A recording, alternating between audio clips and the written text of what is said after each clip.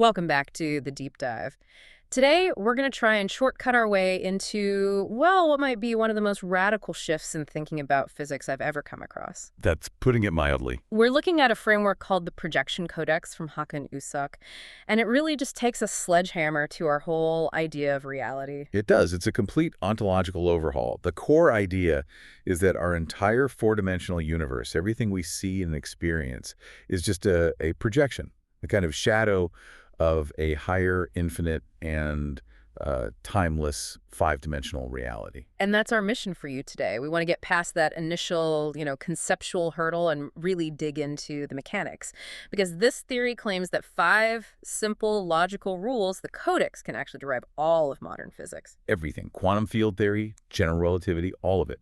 But not as fundamental laws. As projection artifacts. Exactly. As necessary side effects of this translation from 5D to 4D. So if the universe started cold, not hot, and our reality is just this projection, it means we need a whole new vocabulary for what the stuff of the universe actually is. Okay, let's start right there. The 5th dimension. If you're picturing another direction you can move in, like in the movies, you need to just throw that idea out. Completely. The sources are very clear on this. It's not a spatial dimension.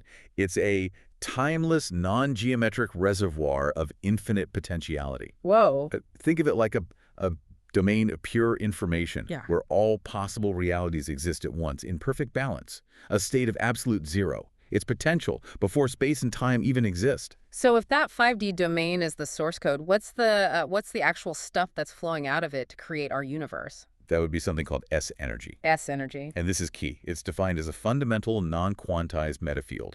It comes before anything we know, like vacuum energy or quantum foam. S-energy is the source of space-time itself. That phrase metafield is doing a lot of work there, so it's the raw material for everything. And when this S-energy projects into our 4D world, this is where it gets really interesting because it seems to solve one of the biggest mysteries in cosmology. It does, dark matter. Right. So what does it become? It becomes S-matter. S-matter is defined as the non-baryonic sort of impartial form of S-energy in our 4D projection. Right. It is the theory's answer to dark matter, but crucially, it's not a particle in the traditional sense, like a WIMP. Okay, but then how does it explain gravity? I mean, we know dark matter is out there creating these huge gravitational halos around galaxies. Well, S-matter projects gravitational curvature. It bends space-time, but it doesn't clump together or interact with light or normal matter in the way we'd expect. It just forms this cosmic scaffolding. A shadow. A structural shadow of the 5D flow, which means we don't need to hunt for some exotic new particle in a collider. It's just a fundamental part of the projection structure. And this all ties into what they call the monistic topology, right? The idea that our 4D world isn't separate from this 5D reservoir. Not at all. It's fully embedded within it. The source uses the analogy of a current in an ocean. Our universe is just a localized, limited current flowing within this infinite, timeless sea. And that has enormous implications for cosmology. Okay, let's go there. Because this framework doesn't just tweak the Big Bang. It throws it out. It throws it out. We go from a hot Big Bang to a cold start thermodynamic inversion. So walk us through that. A cold beginning. The standard model is hot, dense, and then it expands and cools. This model is the complete inverse. Is that the universe begins at absolute zero, a direct projection from the 5D state, and then it's a cold to hot transition. The heat we see, it's generated later. How does the universe get hot if it starts at absolute zero? Through clumping. It's a process called virial heating. As gravity pulls matter together and structures begin to form, the collapse itself increases the kinetic energy. It generates heat. So the cosmic microwave background, the famous echo of the Big Bang. Isn't an echo of an initial fireball? In this model, the CMB is explained as more of a distributed ongoing glow. It's the result of all this virial heating happening everywhere, across the whole volume of space-time. So the way structure forms is also inverted. We're not talking bottom-up, where little things form and merge. No, it's a top-down origin. Meaning? The biggest structures form first. We're talking supercluster cores, things like Laniakea. And from there, it cascades down to form smaller structures like galaxies. Why? Is there a reason for that? There is. It's mandated by what the theory calls the geometric necessity, or the tetrahedral limit. It's a mathematical proof, essentially. A proof against what? Uniformity, exactly. It proves that you cannot have a perfectly uniform, equidistant distribution of points in 3D space at time zero. It's impossible. A tetrahedron is the simplest 3D shape, but you can't tile space with them perfectly. You'll always have gaps. So the universe had to start lumpy. It was a logical necessity from the very first moment. Clustering was built in. This is, wow, okay, this all has to lead to the other big puzzle, dark energy, the accelerating expansion of the universe. The standard model uses this mysterious anti-gravity field. This theory uses fluid dynamics. You could call it that. They call it the hydraulic effect. Hydraulic effect. The apparent expansion, that acceleration we see, is caused by a net inflow of S energy from the 5D reservoir. They call this inflow permeation. And where does this inflow happen? It happens mostly in the least dense parts of the universe, the huge empty voids between superclusters. Ah, okay. So the voids are like these giant cosmic sponges soaking up S energy from the fifth dimension. And that inflow exerts a real physical pressure on the space-time metric itself. It's like a hydrodynamic pressure that pushes everything apart. That's so much more intuitive. But wait, if energy is constantly pouring into our universe to make it expand, doesn't that break the laws of conservation of energy? I mean, that's physics 101. It would seem so. And that is the absolute critical question. The answer is what they call the meta-conservation law. Remember, the 5D reservoir is timeless. And Noether's theorem, which is the mathematical basis for energy conservation, requires time symmetry. If you break time symmetry, you break strict energy conservation. So because the 5D source is timeless? Apparent energy violations in our 4D projection are allowed. The energy needed for expansion isn't appearing from nowhere. The total energy of the combined 5D plus 4D system is always perfectly conserved. We just can't see the whole ledger book from our side. Our universe is borrowing from a timeless bank account where the books always balance. Okay. Yeah? This makes the Projection Codex itself, the 5 rules, the most important part of this whole thing. They're the operating system, the minimal logic needed to turn infinite potential into a stable causal reality. Let's get into them. Rule 1, logical non-contradiction. This one is the foundation.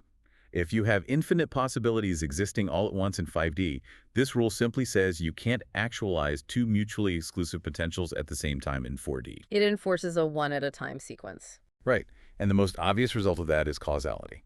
Time has to move forward, one moment after the next. But here's the kicker. The other result is the Pauli exclusion principle. Wait, what? The rule from quantum mechanics that says two electrons can't be in the same state at the same time. That's the one. So Pauli's principle isn't about particle physics. It's a logical failsafe to stop the projection from crashing. That is the radical claim. Think about it. If two identical fermions occupied the exact same quantum state, it would be like rendering two contradictory facts simultaneously.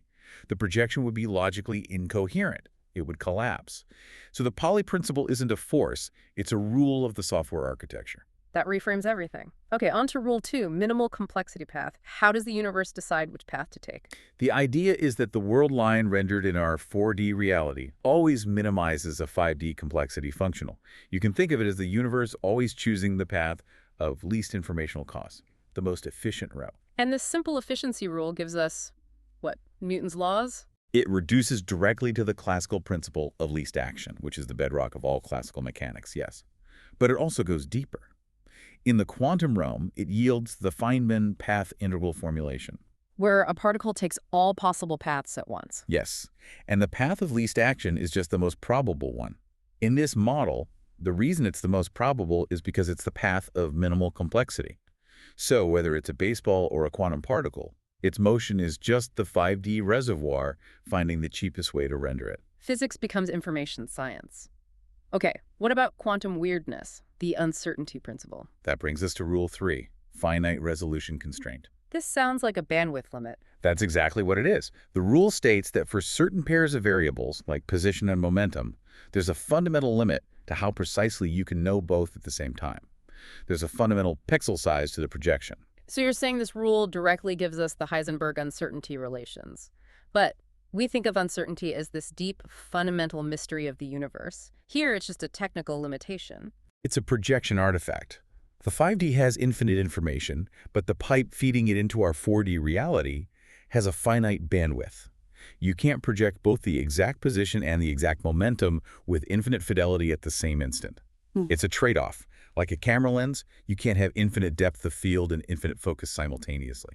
So uncertainty isn't weird, it's just blur. The blur created by the projection process itself. That is a very clean explanation. What about the ultimate breakdown? Singularities. black holes. That's Rule 4. Critical complexity reversion. This is the system safety valve. It says that when the local complexity or information density gets too high. Like at the center of a black hole. Exactly. When it exceeds a universal threshold, like the TOV limit for neutron stars, the sequential rendering just stops. It becomes logically impossible. The projection crashes. It triggers a reversion back to the 5D state, a process called stagnation. So black holes aren't singularities. They're reinterpreted as resolution points. They're interfaces where time stops and all that matter and information just reverts back to the timeless reservoir. Which solves the information paradox and gets rid of infinity. It's not a point of infinite density. It's a localized phase transition back to the source. Precisely. A reset button. Incredible. And finally, Rule 5, which you said ties back to expansion, hydraulic balance. Correct. This rule just formalizes the net flow we talked about. The S-energy flux is maximized as inflow, or permeation, in the low-density voids. And it's minimized or even reversed as outflow, stagnation, near extreme overdensities like black holes. So the very geometry of the universe, the voids and the filaments, dictates the pressure that drives expansion. Yes, and this localized pressure naturally explains why we see late-time acceleration. It also can explain local variations in the Hubble constant, which is a huge tension in cosmology right now.